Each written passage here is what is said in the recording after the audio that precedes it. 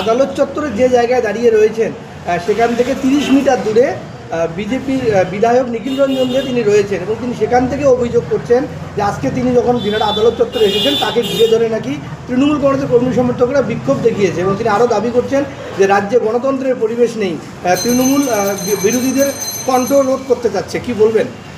নিখিলবাবু তো এমএলএ, তো বিধায়ক, তো গণতন্ত্রের পরিবেশ না হলে তিনি জিতলেন কী করে? তাহলে তার যে জয় হয়েছে সেটা তিনি মানুষ দ্বারা ভোটে তাকে জিতিয়েছে এটা বলতে চাইছেন না? এটা তো খুব সহজ কথা। কোথাও বিজেপি জিতেছে, কোথাও বেশিরভাগ জায়গায় তৃণমূল জিতেছে, মানুষ যাকে চেয়েছে। কিন্তু আজকের যে বিক্ষোভ সেটা স্বতঃস্ফূর্ত মানুষের বিক্ষোভ।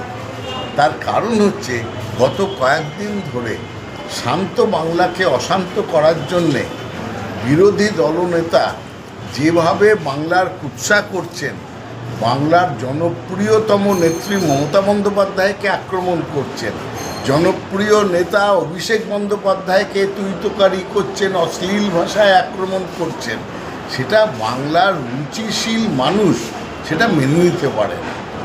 তাই জন্যেই সাধারণ মানুষের স্বতঃস্ফূর্ত প্রতিবাদের সম্মুখীন হতে হয়েছে নিখিলবাবুকে। নিখিলবাবুকে এই বাস্তবটা মেনে নেওয়া প্রয়োজন বলে আমি মনে করি। বলছেন যে গতকাল বারুইপুরে শুভেন্দু অধিকারী